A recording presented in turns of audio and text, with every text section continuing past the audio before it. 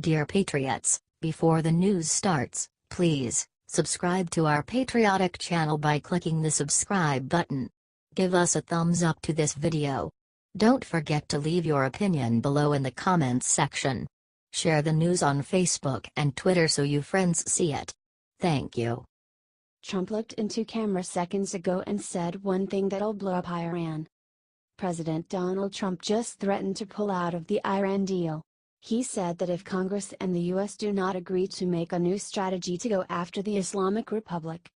As I have said many times, the Iran deal was one of the worst and most one-sided transactions the United States has ever entered into, Trump said. Trump then accused Iran of committing multiple violations of the agreement. He then said that international inspectors are not using their authority. We cannot and will not make this certification. We will not continue down a path whose predictable conclusion is more violence, more terror and the very real threat of Iran's nuclear breakout, he said. I am directing my administration to work closely with Congress and our allies to address the deal's many serious flaws so that the Iranian regime can never threaten the world with nuclear weapons. Trump then said that he would kill the deal if his conditions were not met. This means that Trump has now sent the deal to Congress to deal with. Share this if you thank God that Trump is looking out for this country. We do not need another North Korea to threaten everyone in the US.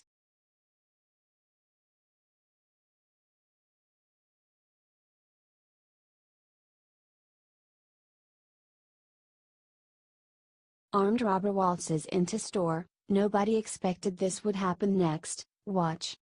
At a Smoke for Less in Durham, North Carolina, an armed robber thought he'd have it easy. Just waltz in, brandish his gun, make out with all the cash. Wrong. What you need to know about this video is that the clerk is an absolute boss. The clerk likely saw the robber arriving via the parking lot security camera. Security camera footage was also released. Durham police are still trying to find the man in the video. Call Crime Stoppers at 919-683-1200. HT, Daily Caller.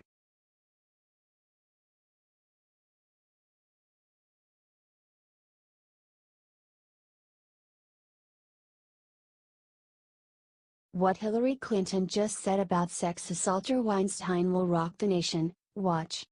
Hillary Clinton doesn't have a conscience. She has proven that time and again over decades in the public eye. Hillary cares about one thing, and that's Hillary. She would have made an even worse commander-in-chief than she was a Secretary of State, Senator, or FLOTUS. In this new clip below, Clinton says she didn't know anything about Harvey Weinstein, the Hollywood producer and Democrat mega-donor who sexually assaulted scores of women over 3 decades. That's not all. Hillary then goes after President Trump, trying to equate the two men's actions. The tweet reads, Hillary Clinton says she did not hear the rumors about Harvey Weinstein, who donated thousands of dollars to her campaign. Wow. A new low for Hillary. What she was trying to do was deflect from Harvey and place the blame for sexual assault on Trump's shoulders, because he once made a comment about grabbing women by the pee. She is a nasty, nasty woman. There's no two ways around it. Be sure to like and share.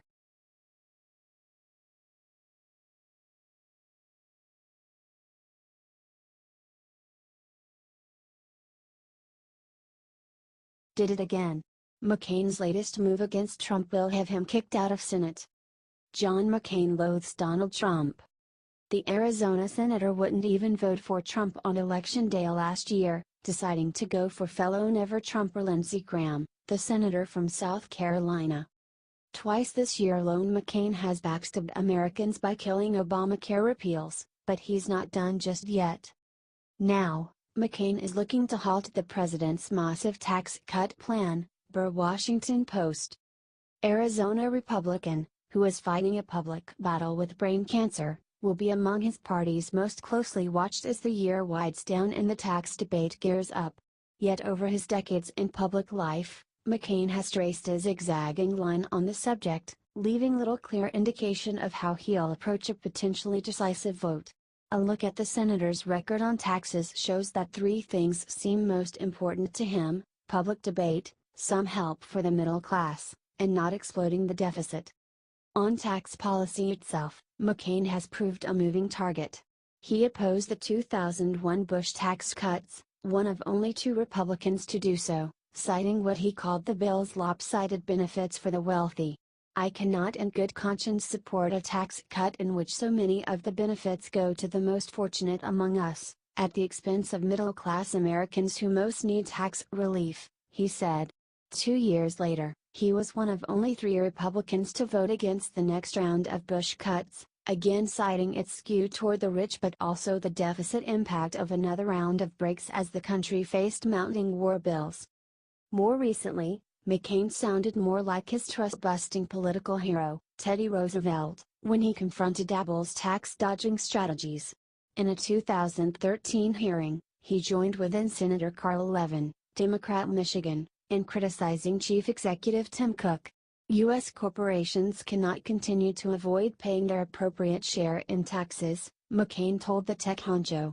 Our military can't afford it. Our economy cannot endure it. And the American people will not tolerate it. Click the WAPO link above to read the full report. It's not good, though. McCain and 2 other Republicans are trying to screw us all.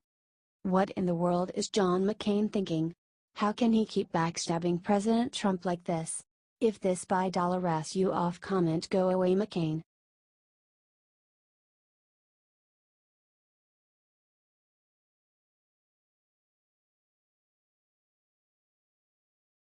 Moments ago Trump said 6 words about the American flag, then the crowd erupts for 30 seconds. Americans love Donald Trump because he loves America. It's that simple. The president has proven this to be true time and time again, far exceeding any love ever shown by his predecessor. Today, 45 spoke at the Value Voters Summit. With just 6 words about Old Glory, the crowd went wild. "We celebrate our heroes and we salute every American who wears their uniform. We respect our great American flag. It doesn't get any better than that." Trump wants, nay, expects, all Americans to honor their country by standing during the Star-Spangled Banner. Is that so hard? Why do some people think it's cool to be anti-American? Newsflash, it's not. Politico has more. Speaking at the Values Voter Summit, Trump boasted about tremendous strides against ISIS and his plan to decertify the Iran nuclear deal, while saying he hoped to give Americans a Christmas gift of tax reform and to deliver on scrapping Obamacare, after multiple failed repeal efforts. "We're taking a little different route than we had hoped because getting Congress, they've forgotten what their pledges were," Trump said, referring to multiple plans he's rolled out in the past 24 hours to undermine the healthcare law. "So we're going a little different route, but you know what, in the end it will be just as effective and maybe it will even be better." Be sure to like and share. HT, Washington Examiner.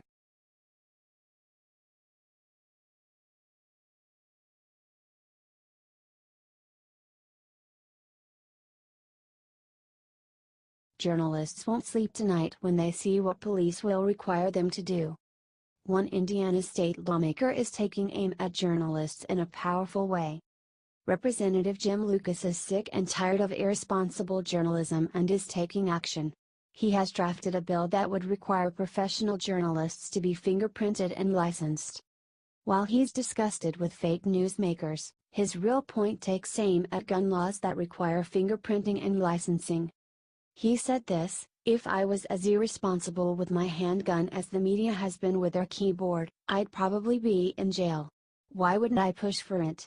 If one constitutional right is okay to license, then they all are." Bam! What a brilliant argument, and it takes out 2 birds with 1 stone. Irresponsible, fake news makers are dangerous, as we have all seen. They spread lies like cancer, igniting anger and violence. So why shouldn't they be held responsible, if law-abiding gun owners are subjected to such strict rules and regulations? If you agree with Mr. Lucas, please share this everywhere. And comment fingerprint journalists. H.T. The Hill.